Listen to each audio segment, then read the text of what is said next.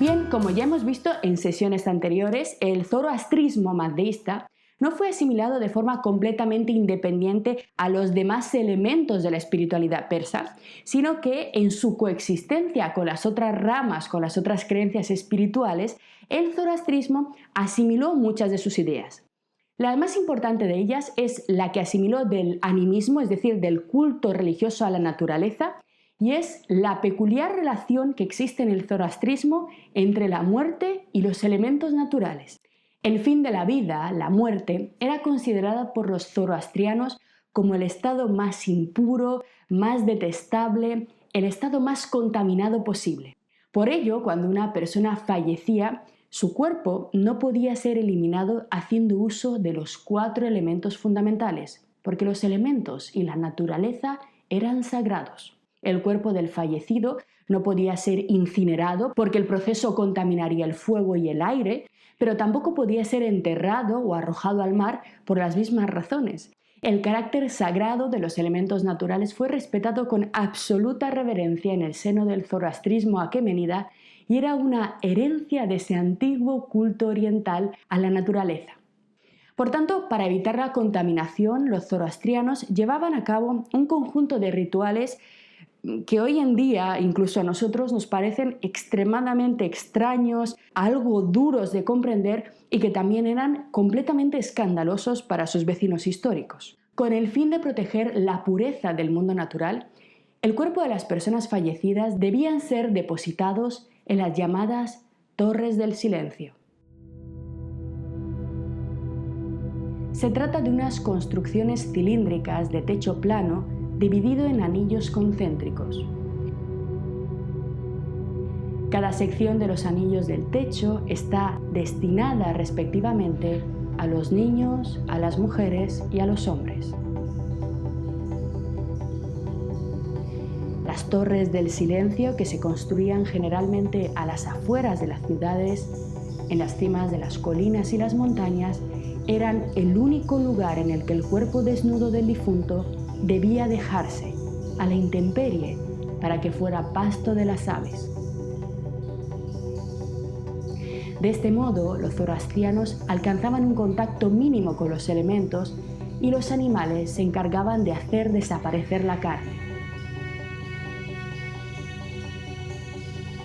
Pasado un año, los restos del cadáver se depositaban en una fosa central y se cubrían con cal para iniciar su proceso de desintegración definitiva.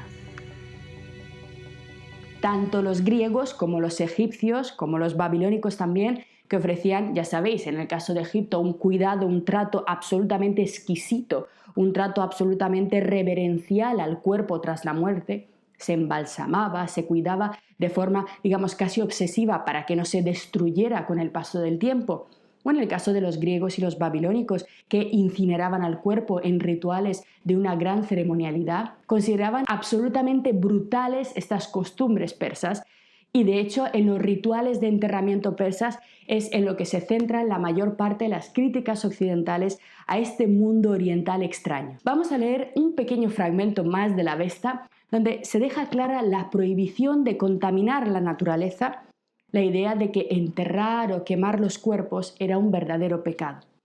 El fragmento que os traigo es un fragmento además muy importante porque en él se va a contraponer la acción de Ahura Mazda como un dios benéfico y positivo y la acción de Akamanyu, el espíritu del mal, el espíritu negativo. Es una especie de explicación del origen de los pecados del mundo en el que se presenta al dios bueno, a Ahura Mazda, creando ciudades, creando prosperidad para los hombres, y al dios malo, o a la emanación, mejor dicho, mala, al espíritu maligno, generando el mal para la naturaleza y para los propios seres humanos. Atentos a los versos, tienen una pequeña complejidad, pero enseguida se puede ver cómo se explica esta creación de los pecados zoroastrianos. Ahura Mazda dijo al santo Zaratustra: «Yo he creado, oh Zaratustra, una creación de delicias. Nada que se acercase a ella ha podido ser creado antes. Yo he creado los primeros y los mejores de los lugares, yo que soy Ahura Mazda. El Erjana Baeja de la buena creación, una ciudad mítica, dentro de la espiritualidad zoroastriana. El Erjana Baeja de la buena creación, al punto Akamanyus, el espíritu del mal, que está lleno de muerte, creó un antagonista, una gran serpiente y el invierno. Fijaros, la primera forma de mal que llegó a la naturaleza y a los hombres es el invierno. El frío es la muerte de la vida. Los meses de invierno son allí en número de 10. Los meses del estío, solo 2. Y estos son fríos en el agua, fríos en la tierra, fríos en los árboles.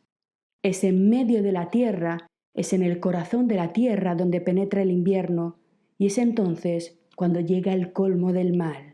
Yo he creado el segundo y el mejor de los lugares, yo que soy Ahura Mazda. Entonces Akamanyu, el que está lleno de muerte, suscitó un antagonista, una avispa que está llena de muerte para los rebaños y para los campos. Yo creé el tercero y el mejor de los lugares, yo que soy Ahura Mazda. Entonces Akamanyu, el que está lleno de muerte, creó un antagonista, malos discursos, malas palabras. Yo creé el cuarto y el mejor de los lugares, yo que soy Ahura Mazda. Entonces Akamanyu, el que está lleno de muerte, creó un antagonista, animales feroces y carniceros. Yo creé el quinto y el mejor de los lugares. Entonces Akamanyu, que está lleno de muerte, creó otro antagonista, la duda. Qué gran enemigo del hombre, o quizá un aliado para la filosofía.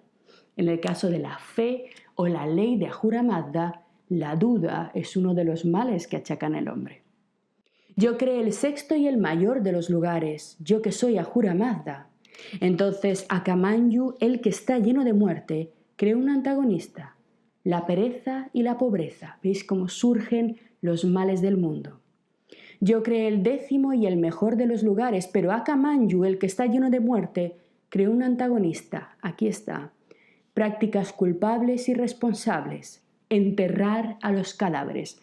Esto era un gravísimo pecado para el zoroastrismo. Yo creé el 13º y el mejor de los lugares, pero Akamanyu, el que está lleno de muerte, creó un antagonista. Prácticas culpables y reprensibles. El quemar a los muertos.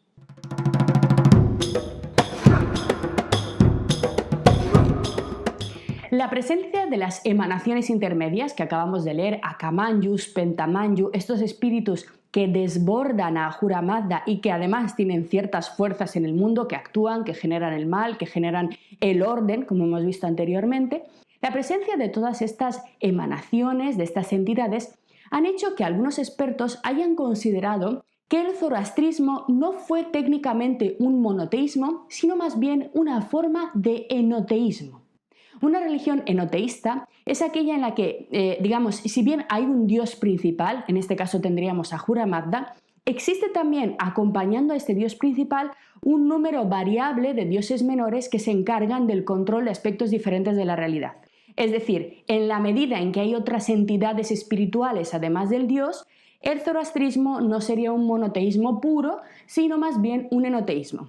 Sin embargo, esto está muy bien a primera vista, pero si nosotros prestamos atención, por ejemplo, a la inmensa jerarquía de ángeles, de demonios y de espíritus que aparecen en los relatos del judaísmo, por supuesto en los relatos del cristianismo y también en el islam, esta presencia, estas criaturas, harían también de las tres grandes religiones occidentales posteriores enoteísmos. Es decir, si nos ponemos así, absolutamente ninguna religión sería un monoteísmo puro.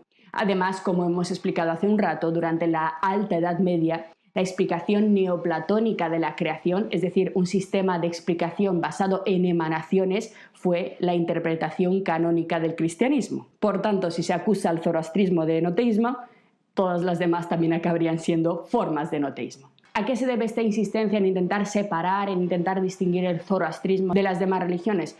Precisamente al hecho de que es claramente la raíz de estas religiones y llevaría los orígenes de los grandes monoteísmos occidentales a un punto quizá para algunas personas demasiado pagano, demasiado oriental, demasiado alejado de los valores que normalmente en nuestra cabeza vinculamos a estas religiones.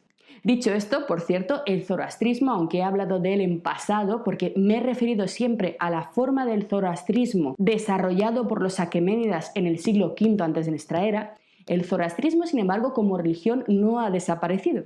Actualmente hay un número reducidísimo de practicantes, prácticamente se ha disuelto, pero aún así sigue activo. Algunos zoroastrianos famosos que seguro que conocéis. El más famoso de ellos, por supuesto, Freddie Mercury, que era parsi, era zoroastriano y además practicante. Otro gran zoroastriano conocido es Zubin Mehta, el impresionante director de orquesta que interpretó a Richard Strauss para nosotros, si lo recordáis al final de nuestro curso de Nietzsche.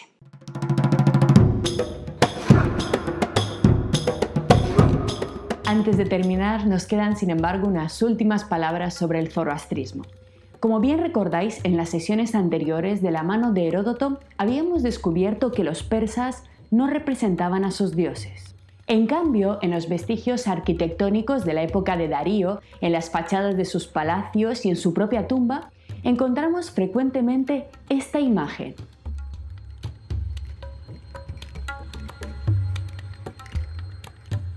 Se trata del llamado símbolo Farabajar o Faroar. Como podéis ver, es una combinación de elementos que nos resultan extrañamente familiares. Por un lado encontramos el disco solar en el centro de la imagen, a cuyos lados se extienden dos grandes alas que nos recuerdan a las de la diosa egipcia Maat, la diosa de la verdad. El disco solar alado fue de hecho un símbolo recurrente en la arquitectura religiosa egipcia y solía colocarse normalmente a la entrada de los edificios importantes como elemento de protección. No es de extrañar, por tanto, que el Farabajar comenzara a usarse en tiempos de Darío, que como hemos visto hace muy poco, se había nombrado a sí mismo faraón, asimilando para los persas numerosos influjos egipcios. Sobre el disco solar alado vemos un hombre pequeñito llevando un anillo en la mano. Desconocemos realmente a quién representa esta figura humana. No ha llegado hasta nosotros ninguna referencia, ninguna explicación antigua de su significado. Pero lo que sí han podido determinar los arqueólogos e historiadores del arte es que se trata de un símbolo que aparece siempre ligado a la imagen, a la figura del monarca, y en este sentido lo más probable es que debe interpretarse como la protección de Ahura Mazda sobre el rey. Es decir, sería una manifestación, una representación de la esencia de la religión real creada por Darío y fundamentada, como bien recordáis, en la vinculación de la realeza con la voluntad de Ahura Mazda. En este sentido, la figura humana que vemos en la imagen podría ser el mismo rey o quizá Zaratustra, y el sol sería el símbolo de la protección del dios, pero en ningún caso este símbolo es una representación artística del dios Ahura. Su inmaterialidad, como bien recordáis, lo hacía absolutamente inalcanzable por el arte de los hombres.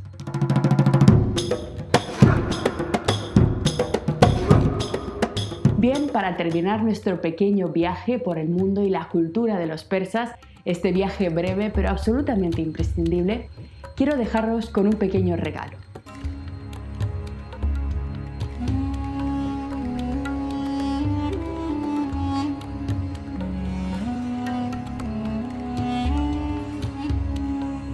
Con la obra del artista afgano Hassan Furuzanfar, que con una enorme sensibilidad retrata en sus fotografías algunos de los monumentos más bellos y emblemáticos de la antigua civilización persa aqueménida. La bandera de Afganistán, que podemos ver en muchas de las instantáneas, ha sido colocada digitalmente a posteriori como un símbolo de la lucha por la libertad de un pueblo que en nuestros días atraviesa uno de sus más oscuros momentos.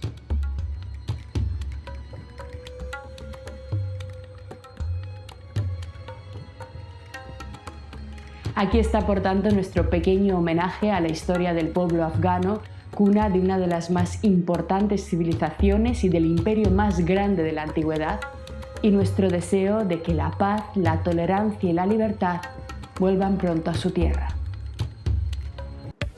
Lo que acabas de ver es solo un pequeño fragmento de nuestro curso. Si quieres disfrutarlo en su totalidad y descubrir muchos otros cursos, también de historia de la ciencia y de historia del arte, visita nuestra web anaminecan.com. Y recuerda, este proyecto solo es posible gracias a nuestro programa de microfinanciación. Si quieres apoyarnos, conviértete en uno de nuestros micromecenas en Patreon. Desde solo 1 € al mes nos ayudarás activamente a seguir difundiendo la cultura. Gracias.